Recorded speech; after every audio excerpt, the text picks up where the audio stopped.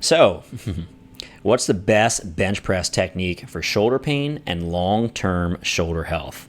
Well, that's a great question. And my answer is, it probably depends. Probably, right? And I know that's not the answer you want to hear, right?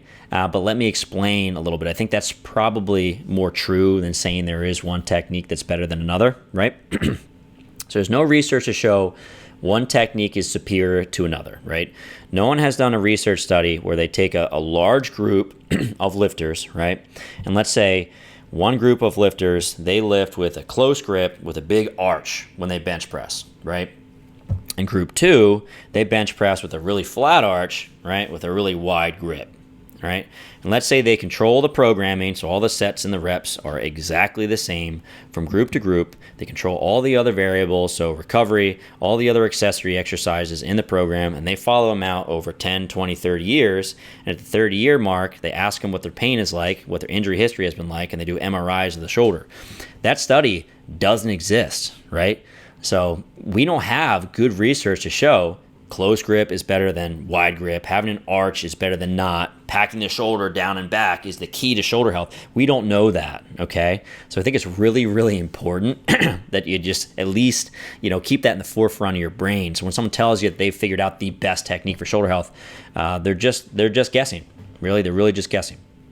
And I personally think that your technique is going to depend a lot on your goals, right? So if you're a bodybuilder, right, your technique is going to be a little bit different than a power lifter. So a power lifter is going to be trying to lift as much weight as possible. They're usually trying to get a really big arch when they bench press. They're trying to touch the highest part of their chest. So oftentimes they're bringing the bar down more towards your stomach and they press it up towards their face just because that's a really good way to lift more weight, right? The bodybuilder might be using no arch because they want to have more range of motion at the shoulder, a little more time under tension for the muscle. Maybe that builds a little more muscle mass. You may find they use a little bit of a wider grip. They may be more narrow, depending on what they're trying to target. Let's say they lower the bar closer to their throat because they want to try to put the barbell in a position that stresses the pecs more. Maybe they're trying to get more pec work out of the exercise than the power lifter is, right? So this individual is going to bench press a little bit differently just because their goals are different. And let's say that you're a general fitness person and you don't really care that much about the differences in bench press. Your goals for the bench press can be very, very different because you're probably just trying to get a little bit of work to the pecs and the delts and you don't really care too much about load. You just want to be healthy, okay? The other thing that technique is going to depend on is going to be your injury history, right? And everyone's going to be a little bit different. I've kind of had my own arc in terms of what's felt good, over the course of time. So generally speaking, I hurt my shoulder with a bit of a wider grip. So for years and years, I was always very narrow because that felt very good. And over the course of time, I slowly opened my grip up to the point where I could actually tolerate bench press quite well, and I haven't had much trouble. I still have to be a little careful with that wide grip. I do find that if I do too much volume, intensity, whatever it is over the course of time, that irritates me. So I do find that, at least for me, using a bit of a closer grip is a little safer in my shoulders. It feels a little bit better, right? The other piece is going to be pathology, right? So if you have a specific injury to a specific part of your shoulder joint, you may find a certain technique feels a little bit better for you versus someone else that has a different injury, different pathology, and they feel better with a different technique, right? So let's talk about some potential pathologies, right, that are actually a little bit inverse. So if you have anterior instability, so basically the front portion of your joint is a little bit lax, when I am bench pressing, right, and let's say I'm using a really wide grip with my elbows flared out wide, when I go to the end range of horizontal abduction, so if I'm really deep into my bench press, that's going to stretch the anterior capsule, right? So if I have anterior instability, oftentimes it feels bad when I stretch the capsule because it's a little bit loose, maybe it's injured, your body says, I don't like you being here, potentially you're at risk for having a dislocation, right? Like I said, it's very uncommon for that to happen, but it potentially could happen. For an individual that has anterior instability, if you reduce the range of motion, right, so maybe a partial range bench press, or if you use a closer grip, so if I take my grip in a little bit, then I'm not going to have as much horizontal abduction. My elbows won't be able to flare quite as much. They'll be a little more down by my side. It will reduce the amount of stretch and stress to the anterior capsule. I might feel a whole heck of a lot better when I bench press, okay? Let's say I have an individual that has posterior instability, right? So the back side of the joint is a little bit more lax. If I use a wider grip on that individual, as I descend further and further into the bench press, there's actually less and less stress on the posterior capsule. I actually have the posterior capsule getting smaller or shrinking as I go into horizontal abduction, right? And the other piece is if I use a wider grip, that's going to center the ball in the socket. So the humerus is going to be centered more in the glenoid simply because the angle of my arm with a wide grip versus a close grip. If I use a closer grip and I have posterior instability, that's going to stretch the posterior capsule a little bit more, right? And it's not going to line up the glenoid, the humerus into the glenoid as well as I'd like. So these are two separate pathologies that may enjoy one technique more than the other, just because of the nature of the injury, right?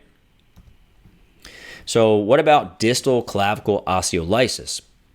So when I am bench pressing, right, one of the ways we theorize the AC joint gets irritated is that if I'm going deep into a bench press, all of the horizontal abduction at the shoulder is going to distract the AC joint, right? And then as I press and I go back to my lockout position, you go right back to compression again. So it's one of these things where you distract the joint and press it back together, right? And the thought being is if you do that with a lot of load over the course of time, it can cause more wear and tear to the AC joint, right? So if I limit the amount of horizontal abduction, again, by going a little bit less deep, so maybe focusing more on floor press as opposed to full range bench press, or if I take my grip a little more narrow, so now when I bench press, my shoulder is more into pure extension as opposed to horizontal abduction, it may take some of that stress off the AC joint, right? And the other one is Peck strains. So that's another fairly common injury with the bench press.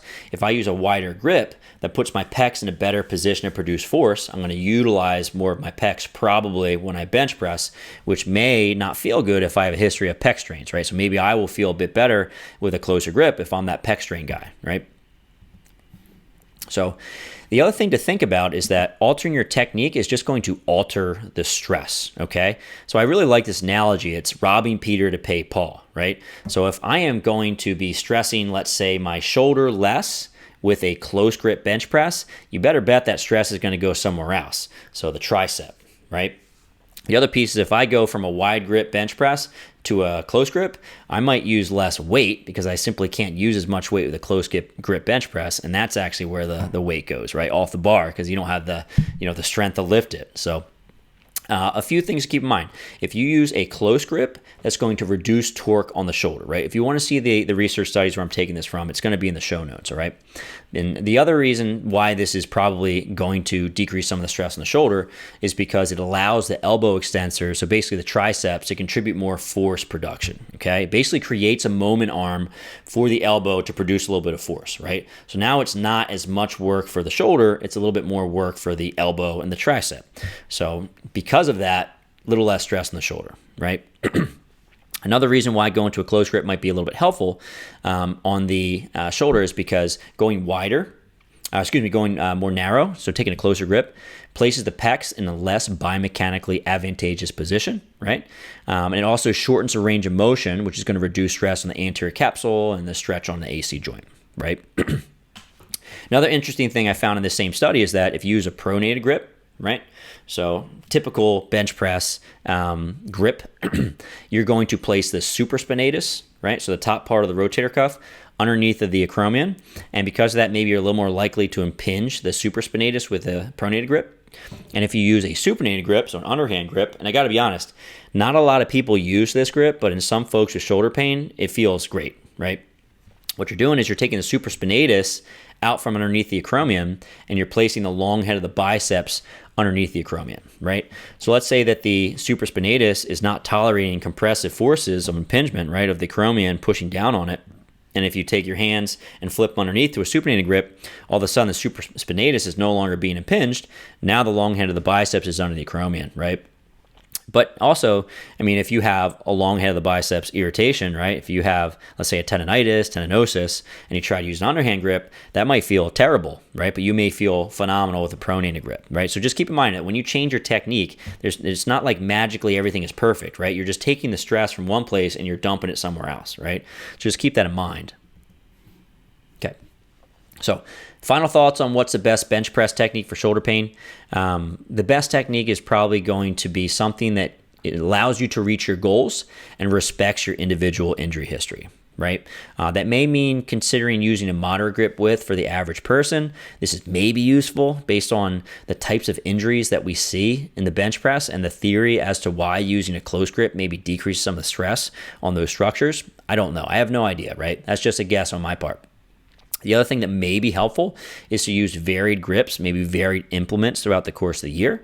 So we might be avoiding some sort of overuse in specific areas, right? If you're pushing maximal strength as a goal, so if you're a powerlifter, if you just really want to raise your maxes, it may be useful to have an in-season versus an off-season, right? So basically, let's say 4 to 6 months out of the year, you keep the reps relatively high, right? We're not going super heavy. And then as you move a little bit closer to competitive season, maybe we start using bench press modifications that are more similar to your actual bench press in competition. And we make the reps a little bit lower and we increase the loads so that you have some success at the powerlifting meet, right? What I will say at the end of the day is that exercise technique during the bench press may not be the most important variable in injury, right? And I know that may ruffle some feathers, but just based on my experience and what we're seeing in our medical literature, I'm not sure if bench press technique is the thing that's causing problems, right? There's probably some other bigger fish to fry.